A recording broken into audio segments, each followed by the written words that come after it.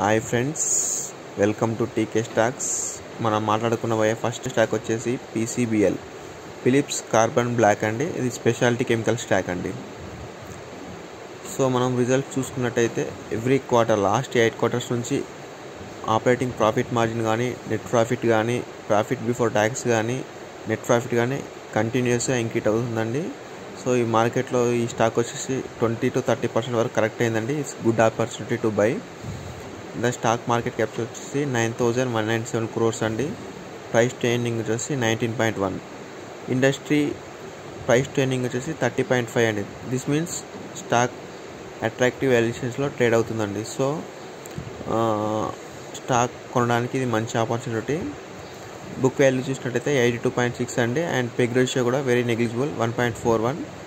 డెప్ట్ to equity కూడా 0.38 అండి. Very good.